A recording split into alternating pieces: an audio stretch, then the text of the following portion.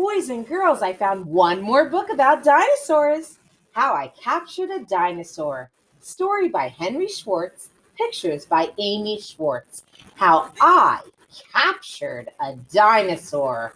Ooh, boy, I can't wait to read this book. I first heard about dinosaurs in school.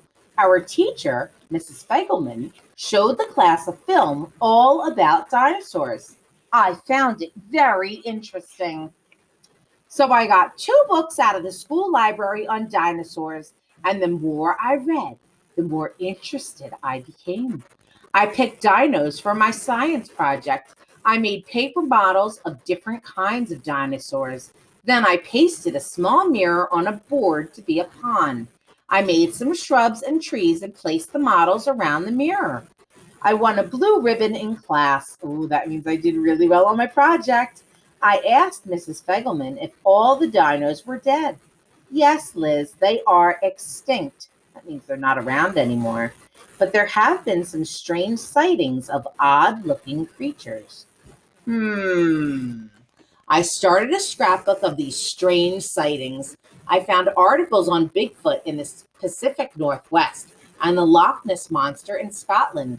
Of special interest to me was an article about sightings close by in Baja, California, Mexico, of a creature that stood upright with small arms and a long tail. Small arms and a long tail. What does that sound like to you? I know what that sounds like to me. It just so happened that my family had plans to go camping in Baja. After school let out for summer vacation, Mom, Dad, and I packed our van with a tent and supplies and took off. I told Dad I wanted to check out the sightings, and he agreed to drive to the area mentioned in the article. Since Mom gets easily excited, I just told her that I was looking for dino bones. We drove across the Mexican border and south into rugged country canyons, mountains, sagebrush, and desert. Dad found a dirt road to the area I had pinpointed on a map. There we stopped to camp out. The next morning, I was exploring. Look at me with my magnifying lens. About half a mile from camp, I made an exciting discovery. I found big footprints. They had 3 toes. Help me count. 1, 2, 3. I followed the prints to a small pond surrounded by shrubs. Here I found fresh prints sunk deep in the mud.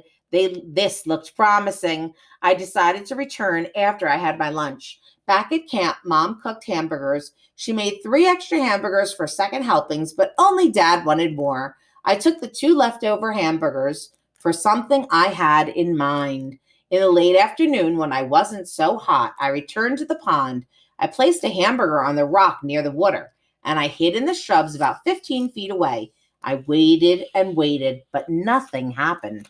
There's my burger waiting on the rock by the pond near the shrubs.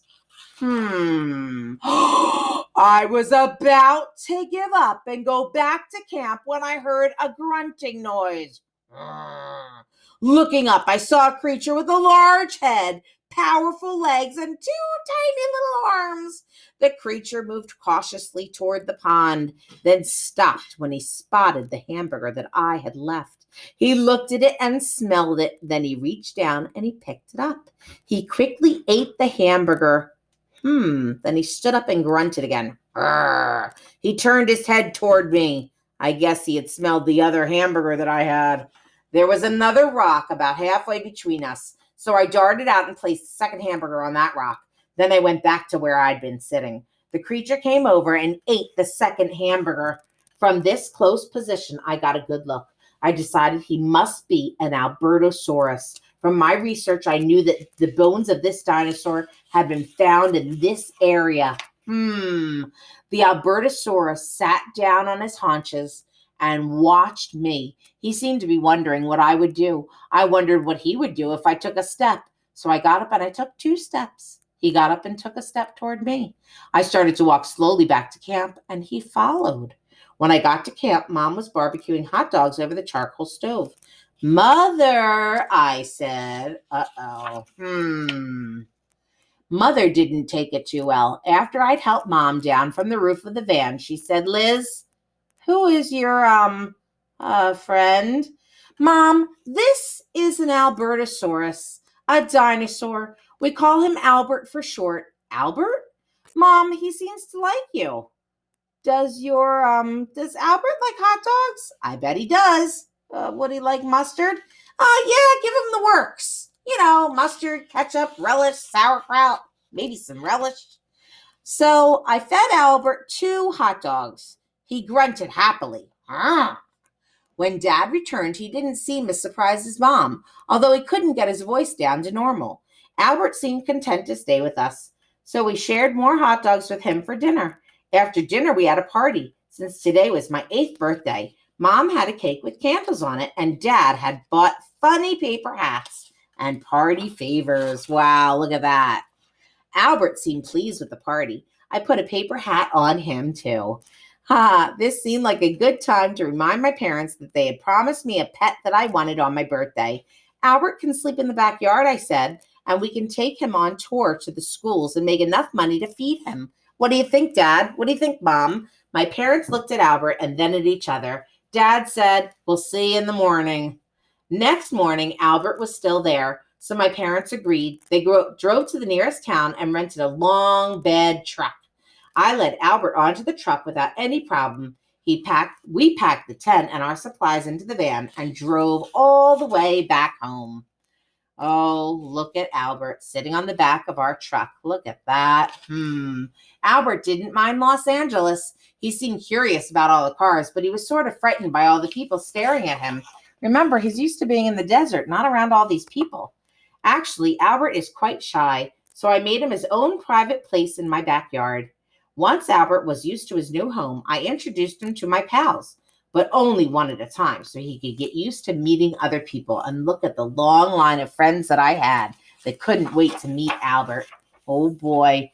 People ask me what Albert likes to do. I tell them what he likes best is running through the sprinkler. It's so much fun. Second best, he likes to sit on the front lawn and watch the cars go by.